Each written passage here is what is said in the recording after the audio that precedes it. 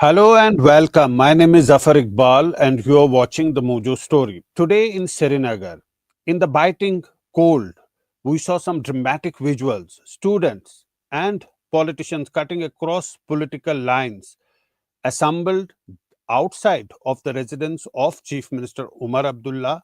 They were led by a national conference leader, Member of Parliament of Srinagar, Aga Ruhullah. Now, they are demanding a rationalization of the reservation policy in Jammu Kashmir. You can see from those visuals, they are in fact putting up placards at the house of the Chief Minister. Briefly, though, Chief Minister Umar Abdullah's sons were also seen with the protesters. Then there were leaders of the opposition, Iltija Mufti, Wahid Para, and there were so many other people who had come to there, mostly students. You can see from those visuals. This is Wahid Para speaking, right besides Aga Ruhullah. What all is happening? Let's try and get a sense of the situation. We're joined by Ifra Jan, spokesperson of the National Conference. She joined us from Srinagar. Welcome to Mojo Story, Ifra. Ifra, why does it take a National Conference MP to lead a protest of the students to the Chief Minister's house? Why did such a situation arise in the first place?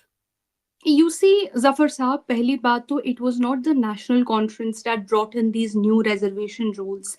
It was the BJP government that brought in these rules. Jab tak hum log the, things were perfectly okay. It was the BJP government that cultivates people as vote banks. कि आपको ये, in spite of knowing that these rules may not even start in the court. In spite of knowing that it was the BJP government which brought in these rules, and the students, long back, even before this protest started, we understood that these students, by general category students, were very, very genuine demands. In fact, I myself am a general category student. I myself happen to be from that category. I have a sister who needs a job tomorrow. I have nieces and nephews who will be looking at jobs tomorrow, today, tomorrow, are currently searching for it. So we understood, and even if I was not a person from this category, the thing is ki the demands that reservation has to be rationalized were very, very genuine, which is why we also put it in our manifesto. We put it in our manifesto and we said that we will work on rationalization of reservation. And But then Ifra, immediately, that is not my question. My question is that why does it take a national conference MP to lead a protest to the door of the chief minister? The situation, obviously, he would have sensed that nothing is moving forward, and that's why he took this step. Um, that's what I'm coming to. We also started a subcommittee. We constituted a subcommittee to look into the issue. But I think students and some people, I mean, the subcommittee continued to work. Meanwhile, the court case went to the court. So I think the general impression somehow got that the subcommittee would probably not work, or what would happen with the subcommittee. So this was the students, one of the reassurances that they wanted was that the subcommittee, in spite of what happens in the court mein jo chal raha hai, that goes on, even though the court decision will be binding, that the subcommittee work should not stop. I think this was at the heart of the agitation, that the subcommittee work should not stop and it should But submit but its. but but Ifra, how does this subcommittee matter? Because in the end, it's the court's verdict that will be the deciding factor. That is what Umar Abdullah has also pointed out yesterday. So how does this subcommittee matter at all? You see, this is exactly where I'm stuck. If I say this, I am told, okay, let me explain. This matter is now sub judice, correct? But the sub judice, just because the matter is sub judice, does not mean that there is a bar on working of the subcommittee. The subcommittee can work simultaneously, but you're right in the sense that eventually the high court decision will prevail, but that should not stop us from fulfilling our promises. That is my limited point. And which is why when the students came in and they said they presented their demands, one of the demands was that the subcommittee should submit its report in the time bound manner, for which Umar Sahab had asked for around 6 months. He said that give us 6 months to subcommittee to address its issues, and I think they agreed to it, even though they may have reluctantly agreed to it, but this was agreed to. There were also other issues. For instance, there were some actionable issues that they wanted. For instance, EVS criteria में कुछ changes होने चाहिए, which should make it much more suited to Jammu and Kashmir. Number two, there should be Rule 17 of the NEET should be changed. So there were a couple of other actionable issues which the Chief Minister assured them that it was completely within the purview of the Chief Minister to do, and he would do it, especially when it came to the EWS criteria changing and the NEET 17 rules. So I'm not saying that this was everything is hunky dory, but yes, we are happy with the fact that a channel of communication was opened. And this is, Zafar Saab, I would say, the beauty of democracy. In a democracy, you have somebody to speak to. You have your own chief minister. You can go out at his residence, even though he was not the one who brought in these rules, but you can go out, you can protest against him, you can meet him, you can sit with him. I think at the end of the day, this was also a demonstration of how and why a democratic government is so important in the long run. Yes, and we spoke to the students and the aspirants out there. They said that when these rules were put in place, nobody sought their, you know, their Unfortunately. suggestions, their point of view. And now, when they are demanding that their grievances should also be looked into, uh, the sense that they get that this has gone into a bureaucratic sort of a situation and it will take a lot of time. What they're telling is that why not a deadline for the completion of this whole process? Even if there's a subcommittee that is formed and they will take the views from all the concerned, then let's have a timeline to end this entire process. Correct, which is why a timeline was agreed on, which is 6 months. At least this is what the chief minister assured them, that within 6 months the subcommittee will submit its report. So I think this was, as I said, this was the heart of the matter. They said that even though the matter is sub judice, we do not want even though the matter is sub judice, we do not want the subcommittee to stop working, since the court is not expressly barred the subcommittee from working, and therefore we want the subcommittee report in a time bound manner. I mean, subcommittee also will have to do its work. It will have to get data. It will have to sit down. It will have to consult legal experts. It will also have to do a lot of work, for which 6 months time was sought. I mean, you may think that the time is probably too much. You may think it's too little. But the reality is that we have arrived at something. We have arrived at a common ground. And we have arrived at an assurance that the subcommittee will submit its report. Okay. Now, Aga Ruhullah leading the protests, he was there at the chief minister's door. We asked him that whether there's any infighting within the national conference. He said no, there's no such infighting within the national conference, and he will deal with infighters if at all there are any. But the signaling is not correct because here a national conference MP is leading the protesters who are outside the chief minister's house. There is an inherent inbuilt messaging in all of this. Um, I don't know how to respond to that, Zafar Saab. If you can see that, I hope Aga Saab is also seeing that. And all I would say is that, true, there is no infighting. I mean, a lot of people say that there is infighting. But sometimes what you do may send across a wrong message unintentionally, even though that may not have been your intention. And I think, yes, that should be looked into. And um, I would, in a way, agree, yes, that should be looked into. But here we have to come back to the fact that the interest of students was paramount, no matter which side you stand on, no matter which side of the political spectrum you stand on. It happens to be 70% of our population, even though we also have to assure that the Gujar students and the Pahadi students, they are also eventually taken on board. There उनके साथ भी कोई नाइंसाफी नहीं होनी चाहिए, उनके साथ भी कोई इनजस्टिस जो है वो बिल्कुल नहीं होना चाहिए. एक रैशनलाइजेशन होनी चाहिए, हर किसी को उसका हक मिलना चाहिए.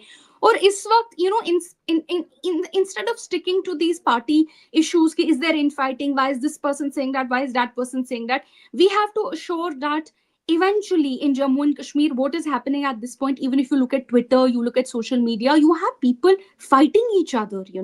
You have one group saying one thing, you have another group retorting back. There is a very clear disunity which is being sown. Unfortunately and scarily, this can have very serious consequences in the long run. At this point, it's very important to assure that we don't eventually go down that route. And unity of Jammu and Kashmir. In the recent elections, also the unity was maintained, and not just electorally. Unity was maintained in terms of a society that no matter what Yeah, ethnic group you come from, no matter what yeah, person you are, what language you speak, we are yeah. united as a people. Now, this is something that the only worry, one of the main worries we have, that this unity should not be affected. I think that at this point is the primary goal. But when you talk of unity, of course, what we see is that there is a clear unity as far as the protests are concerned. We saw representatives of PDP standing with Aga Ruhullah, Iltija Mufti, Wahid Para, Engineer Rashid has also sent across his message about it. Then, for a change, Mirwais Umar Farooq, sorry, has tweeted the issue of reservation should be addressed with justice and fairness by those in charge, safeguarding the interests of all segments of the society, not at the expense of any group. The current status of reservation does that by undermining the interests of the general, open, uh, merit category. And there's more to it, but this is the crux of his tweet. Interestingly, there were no leaders of the national conference with the protesters except for Aga Ruhullah. So, if you talk about unity, where was national conference in that protest? You see, national conference was the one that eventually sat down and said, we are the ones who will do your work, we are the ones who will ensure that your demands are met. Now here is where national conference is with the protesters. Is Umar Saab not standing with the protesters here? Is he not holding their placard? Is he not holding their demands? I mean, you don't always stand with the protesters outside your gate. You also sit with them inside. And these are the Right, visuals that you're running um, on your screen. Umar Saab yeah, sitting with the protesters. Just right. because he Fair didn't enough. do a tamasha of it, Fair, does not fair national enough. conference was not there. Fair enough.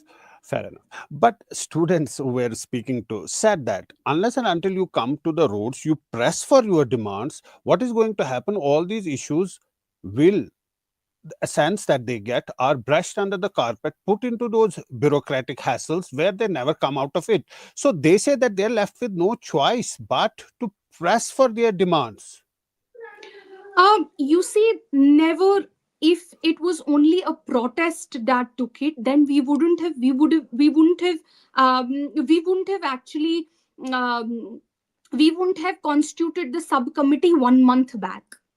If it was only a protest that took us to move, if it were only a protest that would have taken us to move, we wouldn't have done that a month back. We had already constituted a subcommittee a month back. The confusion arose only because around 17 petitioners went to the high court. Only when the high court, and then the confusion stepped in only after the matter had become sub judice. But I will not want to say sub judice hai, wo high court mein chal raha hai, unka decision binding hoga, all of us understand that. But now our only job was to assure the students that no, your subcommittee is also working, which we have given, the assurance has been given. Correct. I was just reading the statement of the national conference yesterday. It was put out on the Twitter handle of national conference, which obviously Umar Abdullah's statement. Uh, it explains the whole thing. Then it says that peaceful protest is a democratic right, and I would be the last Absolutely. person to deny anyone that right. But please protest, knowing that the issue has not been ignored or swept under the carpet. Absolutely. Your government is doing what any responsible government would do, making sure everyone is heard and a fair decision arrived after completing due process. But it also has, in the beginning, it says that subcommittee was only recently notified, as it as is in the process of starting its work by engaging with all stakeholders. In the meantime, the reservation policy has also been challenged in the Honorable High Court of Jammu Kashmir and Ladakh. We will, Correct. of course, bound by any judgment when the final legal options have been exhausted. Exhausted. Can you explain what does this mean? This eventually means that, legally speaking, purely in terms of legality, if two cases are running, if there is an issue being discussed by the subcommittee, or if there is an issue being taken up anywhere, even in the cabinet, if there is an issue being taken in the assembly, if there is an issue being taken up by the parliament, parallelly, if the issue is taken to a court, either to a supreme court or to a high court, that issue will eventually, that verdict of the court will eventually preside over whatever the findings would be, or whatever the outcome of the discussion in any other forum would be. This is how the country works. But what has happened, for instance, the Article 370 judgment, for instance, whatever, whatever any committee would have said, eventually it was a court decision that presided over everything else. So a lot of laws also, for instance, we know that the government passed in a law, but the Supreme Court overturned that law, saying that the law is not in consonance with the Constitution of India. This is pretty much a power of the courts, where this power is called, legally it's called a power of judicial review. The courts review judicial decisions. But yes, we are saying that is eventually going to be the final decision. But this subcommittee would Now, continue to will work. this subcommittee's recommendations also be a factor in that final decision? I think that is something. Eventually, you will have the AG who will argue the AG who will argue the give the state's decision. But I think the decision is ultimately made by the courts. The decision is ultimately made by the judges. You may submit the subcommittee recommendations to the judges, but that is no guarantee that the judges will actually say, okay, we will accept it. They may accept it, they may very well reject it. You will have judicial precedents. You already have many judicial precedents. For instance, the Indra Savne judgment is going to be the most important judicial precedent in this one. So you will have judicial precedents that are mostly going to take place. It is now a question of law, purely a question of law in the court. And I think the courts will eventually decide, but the subcommittee will submit its report. It will continue to function. Right. And lastly, you said that there's no infighting. Aga Ruhullah Yes. says there's no infighting, but the messaging may not be correct. What will National Conference do to reverse that signaling or the messaging that has gone across? Will it do something to present a picture of unity and no mixed signaling going across? You see, Zafar Saab, it is not for the National Conference to do anything here.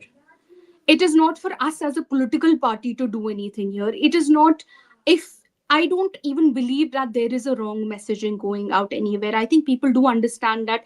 If you look at Salman Sagar Sahab, for instance, he happens to be a National Conference MLA. He had spoken for general category students and rationalization of reservation in the assembly. I can show you that speech. We have another MLA from Ramban, Arjun Singh Sahab, happens to be National Conference MLA. He had also spoken for rationalization of reservation in the assembly. So we had many MLAs from within the party, leaders within the party, who've spoken about it. So I don't think there is any such adverse messaging going on. And even if there was, even if I was to, for instance, agree with you, hypothetically, then this is not for us to correct. It's not on our end that the message is going wrong. Yes, it's for Aga Ruhullah, obviously, to take some steps so that the messaging goes across in the right way for the party and for all its members. But he clearly said that there's no infighting, and if there are any infighters, I he will agree. he'll tackle them.